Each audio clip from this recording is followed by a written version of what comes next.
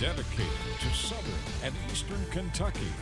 This is WYNT Mountain News at 5:30.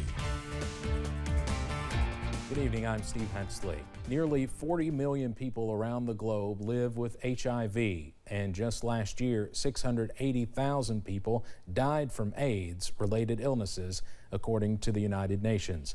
But there is hope on this World AIDS Day as scientists have a new treatment to battle the disease. CBS's Ian Lee reports. Every day, Jonathan Blake's routine starts here. He's lived with HIV for nearly 40 years and has to take these pills to keep the virus at bay. When I was originally diagnosed, there was nothing. There was absolutely nothing. You know, just a death sentence. But antiviral drugs with his morning coffee may be a thing of the past. The key benefit is offering choice. Treatment for HIV in itself has been one of the big successes of modern medicine. More than 1 million people in the U.S. are living with HIV, and until recently, their only treatment option has been a daily cocktail of drugs. But at Queen Mary University in London, Professor Chloe Orkin and her team have developed a way to replace some of those pills with an injection 6 times a year. Taking this to the next level and reducing the treatment days from 365 to 6 treatment days a year is a real paradigm shift and a new breakthrough. The UK's National Institute for Health found her shot was just as effective as taking all those pills. The injection has also been cleared for use in the United States. Sort of flowering. And for Blake, well, he's just in awe at how far treating HIV has come. Basically, I've been given 6 months to live. But now, I mean, there is this plethora of effective medication. Which means HIV patients aren't just surviving, but able to live a fuller life. Ian Lee, CBS News, London. And on this World AIDS Day, Pope Francis has called for renewed commitment to guarantee efficient and equitable treatment for parts of the world that lack essential care. Also happening on this World AIDS Day, President Joe Biden unveiled a new national HIV/AIDS strategy. His aim aims to prevent new infections, improve outcomes for folks living with HIV, and reduce health inequity.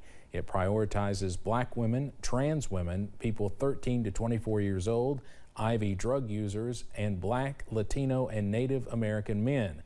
40 years, as we've mentioned, have passed since the Centers for Disease Control and Prevention reported the first case of AIDS. In 1997, the U.S. set a goal to find a vaccine for HIV within 10 years. However, as of 2 years ago, there were 1.1 million people living with HIV in the United States. The plan's goal is to end the HIV epidemic by 2030.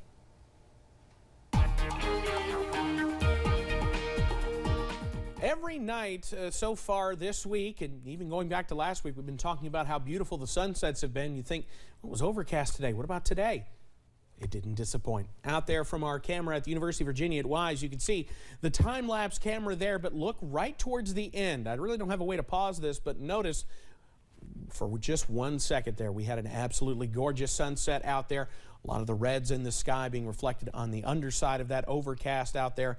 Just a beautiful scene. We had a similar scene not too long ago at Buffalo Mountain. You can still see the last trace of that there moving on out as the sun sets below the horizon. But either way, you can even count today as a beautiful sunset around the mountains. Mid-50s out there right now. It is mild in many spots. Low to mid-50s, even some low 60s. As you head out towards Somerset and Monticello, they've actually seen a little bit more clearing today. Been watching the potential for some of those showers and even sprinkles. A lot of this really isn't reaching the ground. The largest concentrated area of any kind of drizzle right now in Dickinson and Buchanan counties in Virginia. But so far, nothing to worry about from a at least widespread perspective out there. So keep that WYMT weather app handy as you go through the evening, because we're not done with the showers yet. We will, however, start to diminish those as we head later on tonight. We stay mild, though, and that's a theme we're going to find in our forecast moving forward. I'll have the details on that coming up in just a few minutes. Steve? Evan, thank you. After walking off the job last month, workers at the 3M plant in Harrison County are breathing a sigh of relief today. They were protesting a federal requirement for government contractors to be vaccinated, which would have applied to 3M. At the time, they described the mandate as unconstitutional, but now that requirement has been blocked by a federal judge in Kentucky. Chelsea Jones found out how workers are reacting. U.S. District Judge Gregory Van Tatenhove has temporarily blocked President Joe Biden's vaccine mandate for all federal contractors. Governor Andy Beshear is asking for more clarity on the ruling. In the past, he has said Kentucky will comply with all federal vaccine requirements. But if you are not vaccinated, there is a periodic testing you have to undergo. So in the end, we need to know what, as an employer, we're going to have to do or not do. Attorney General Daniel Cameron praised the ruling, saying in part, this is significant because it gives immediate relief from the federal government's vaccine requirement to Kentuckians who either contract with the federal government or work for a federal contractor. Cameron led the lawsuit challenging the vaccine mandate alongside Ohio and Tennessee. He told WKYT that he feels Kentuckians should be the ones to decide if they get the shots. He said he is fully vaccinated and plans to get his booster shot soon. In the court ruling, Judge Van Tatenhove said the vaccines are effective, even though he blocked Biden's vaccine mandate. Not too long ago, 3M employees were protesting the vaccine mandate for federal contractors. They tell me they are pleased with the judge's ruling, but are not sure how the company will react. Last month, 3M officials said in a statement that they care about employees and want them to be healthy and safe.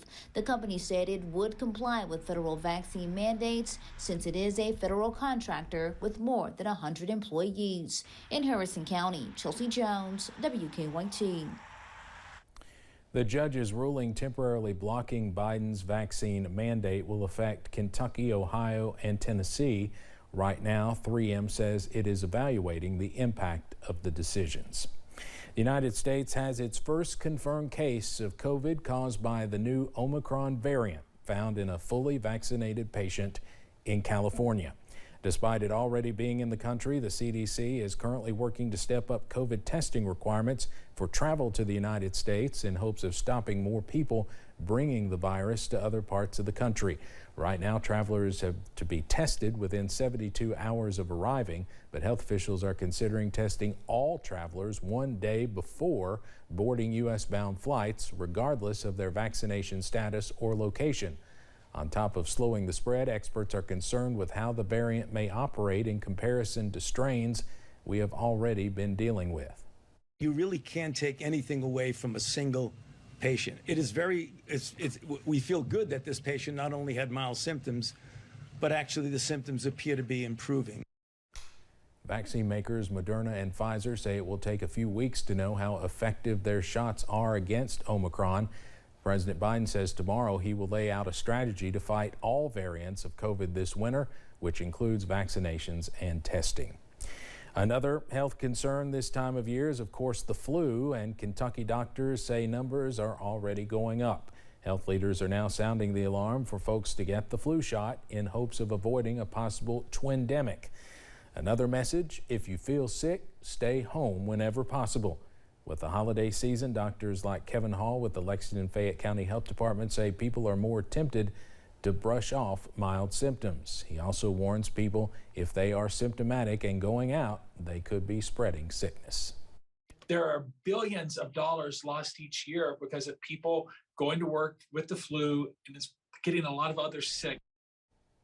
Health experts say holiday parties can still go on with precautions in place, such as small gatherings and staying diligent about hygiene and vaccinations. Hall says it takes 2 weeks to reach full immunity for the flu shot.